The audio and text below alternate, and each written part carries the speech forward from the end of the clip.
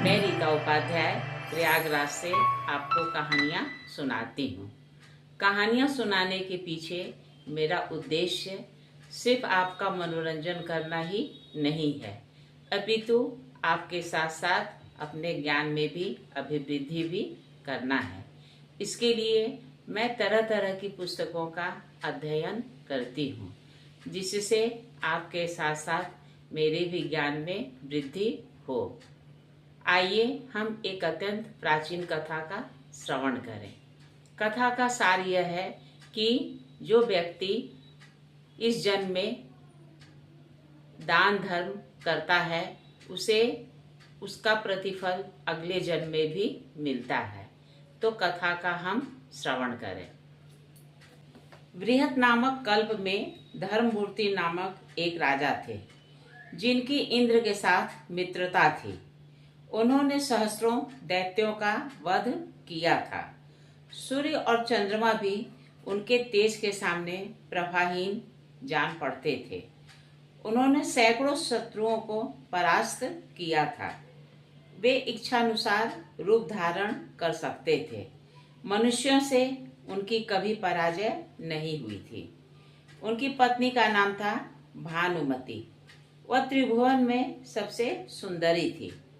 उसने लक्ष्मी की भांति अपने रूप से देव सुंदरियों को भी मात कर दिया था।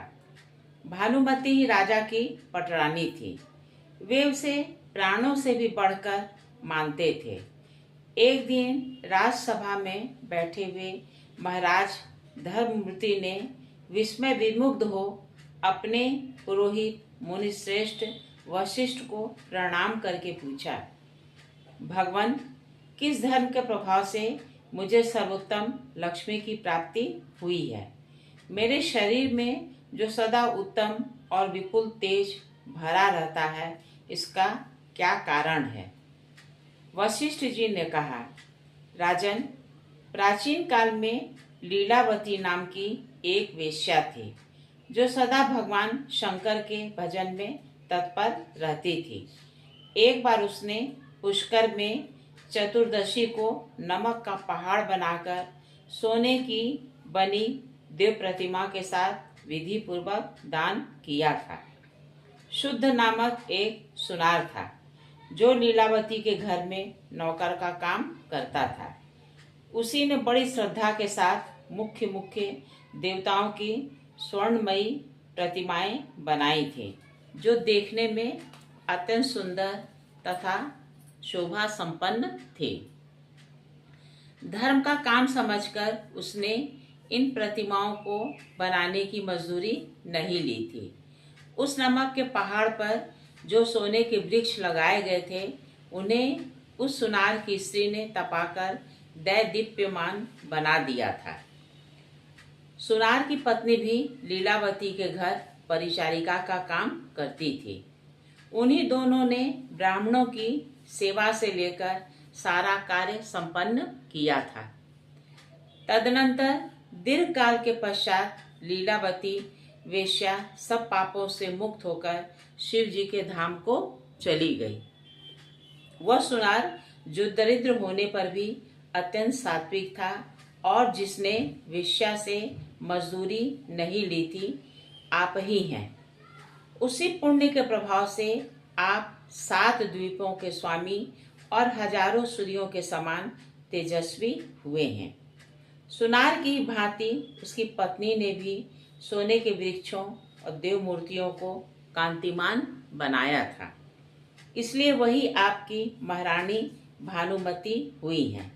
प्रतिमाओं को जगमग बनाने के कारण महारानी का रूप अत्यंत सुंदर बना हुआ है और उसी पुण्य के प्रभाव से आप पुण्य लोक में अपराजित हुए हैं तथा आपको आरोग्य और सौभाग्य से युक्त राजलक्ष्मी प्राप्त हुई है।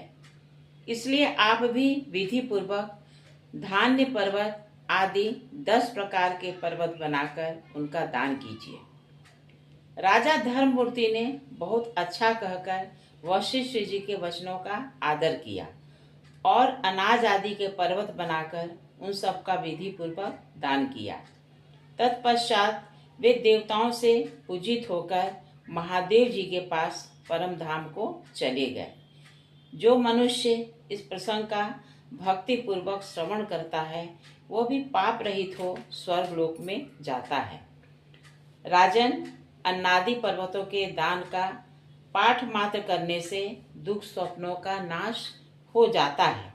फिर जो इस पुष्कर क्षेत्र में शांति चित्त होकर सब प्रकार के पर्वतों का दान स्वयं करता है, उसको मिलने वाले फल का वर्णन क्या हो सकता है।